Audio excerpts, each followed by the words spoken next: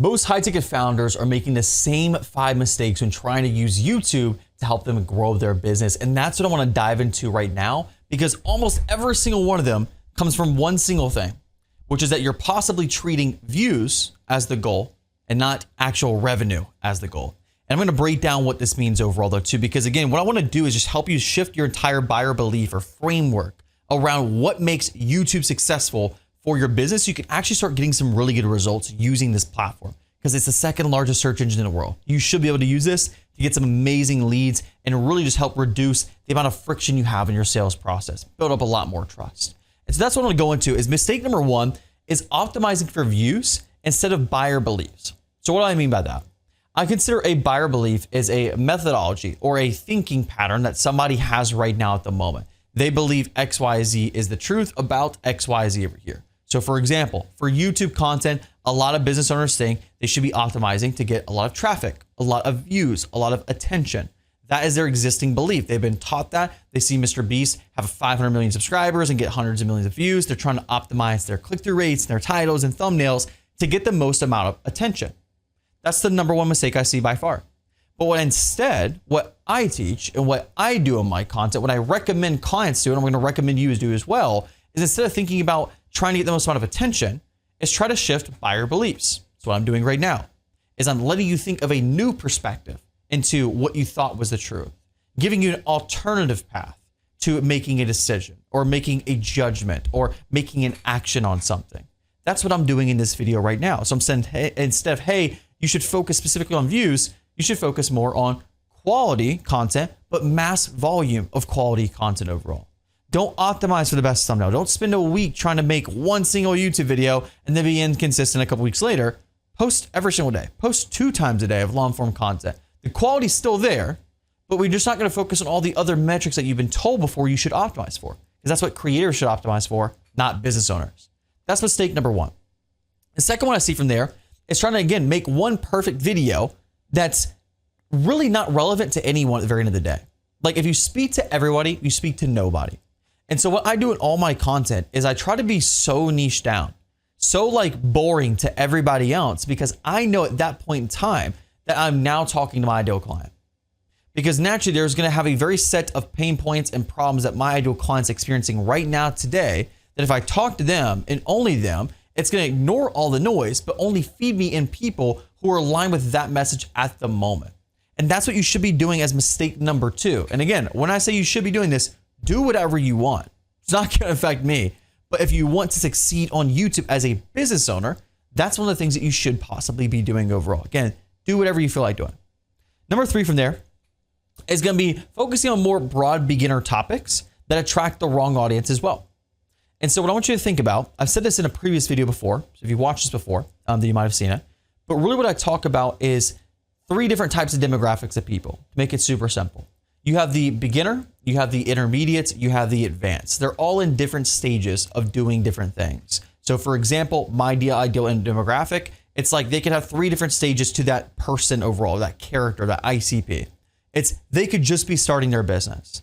They're having all the pains and problems of even trying to figure out what type of marketing system they should use, how to get customers in. Then there's the intermediate. They've started trying some stuff as well. They're maybe pretty good at Facebook ads, have a good sales process coming in overall. Then there's number 3. They've kind of mastered it all. Like they're just trying to scale. They're almost like fully removed from the business now because they've optimized everything across the board. So when I'm looking at my offer overall, I don't want to make broad-based content that appeals to all 3 of them. Even though it's like, oh, that's my niche. It's like, yes, but that might be the ideal client that I'm not trying to work with. So for example, the beginner person over here that's just starting, I'm not helping them. That's not who my ideal client is. I'm not trying to help somebody start their first ever brand or their first ever marketing channel ever before. Like if you don't already have clients coming in, you don't have a way to actually get attention right this second and convert it into revenue, you are not a client for me. I help people who are expanding their existing content strategy or their existing marketing strategy. So if you're running ads, but you're not doing organic content and you're getting ad fatigue and all these things, I help that person. If you have a short form brand, so you got a lot of attention with that, the tune, it's working well, but you want to expand that more and build more trust as you build up your brand, we implement YouTube for you as well. So I go for more of that intermediate person, but I also don't want to go for that massive advanced person because they're trying to remove themselves from this. this content wouldn't appeal to them as much overall. It's not going to help them that much because they've already dialed it all in. They're passive. They're trying to sell for private equity in a couple of years for tens of millions of dollars. They're already done with this whole game. And so that's what you need to understand. And number 3 is that like basic topics are going to attract a lot wider of a niche overall though too. But you need to understand who you're trying to talk to because that's who you should be centering your content around and making your content around where that person's at today. Number 4 in here is going to be letting production decide the strategy. A lot of people think that you should be hiring on the best editors and the best thumbnail designers. And that's ultimately what's going to make or break your video. That is one of the most like useless things you can do for your budget at the very end of the day. Like you're literally just burning cash. While yes, it is nice to have a high click-through rate. Click-through rate, for those of you who might not know, it just means how many people are clicking on your video. If it gets shown to 100 people and 10 people click on the video, you have a 10% click-through rate.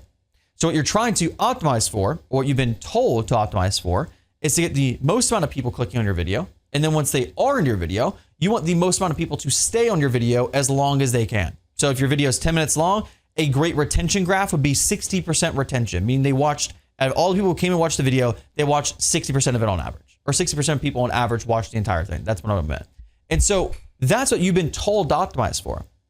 So you spend your budgets trying to get the best thumbnail designer or front-end strategist to create the best video idea and hook title and combination of thumbnail to get the most amount of clicks. And then you hire the best editor to try to get the best retention editing overall. But what you need to understand is that production does not decide the result. Editing at the very end of the day, which I consider like titles and thumbnails and YouTube editing overall, all considered production overall or editing, all of that is not designed to actually get you the result. It's designed to enhance the content itself. So if you have a great piece of content that is going to help people out, that is your ideal client, and you're speaking directly to them, you can ignore all the noise. You don't need to maximize for the highest click-through rates because you're meeting your ideal client there to begin with. The ideal client, if you structure your title just efficiently enough, nothing insane, not trying to maximize for the most amount of clicks, just maximizing for your ideal client to see that video overall. And then once they're there, you're providing enough value consistently through the video where they want to stay and listen overall. You don't need a bunch of editing. That's why I keep saying in videos, I don't use high-end editing at all. Like I have a single editor that goes through and just cuts up the content. So if I decide not to do it in a one take like I am right now as well, they can cut out some dead spaces in between. That's all they do. We're not even like throwing up captions on these videos. Because at the very end of the day, if my information is valuable, the editing should not matter at all. From there, one of the last things I want to just really go over really quick is there's no connection between content and the actual sales conversation at the very end of the day. If you do not have a way to connect what you're doing right now in the content to what you want to help them do overall, aka again, it goes back to number 1, shifting that buyer belief is basically a useless piece of content overall. Like every single piece of content that I put out here on YouTube is designed to do something. That's all it is. It's designed to do something. Shift to buyer belief, build trust. I've said the same thing 1,000 times. And so what you should be doing with your content, again, do whatever you want. But if you're trying to take my advice on what works well on YouTube, this is what I would do is make a connection between the content you're creating today and your sales process, which basically just means implementing these type of videos into your sales process. Make somebody after they, for example, booked a call as a reference so too, before they can show up to the call, send them over a bunch of your YouTube videos. Like if somebody books a call with me, I could literally send them hundreds of pieces of content directly over to them and say, hey, check out all these things I've done. Here's a bunch of information. Here's how I talk about actually building buyer belief over here. Here's how I talk about creating 90 pieces of content in a single day, like everything in between. I can talk about it in content, but I can send it over to them to use as a sales asset to help my sales process. So if you're just having this stuff here on YouTube, you should be using it in other areas of your business as well. In your front-end marketing and your back-end sales fulfillment, you should be using this type of content to help that entire process. Because what you're building is an ecosystem. You don't want your YouTube to be isolated by itself, where it's like, yeah, my YouTube content lives over there and it dies over there. You want to take that content and use it. They're assets in your business. You should take that content from YouTube, move it over to ads, again, move it over your sales process, and actually let it just live in different parts of your business. That's how you make that connection across the board.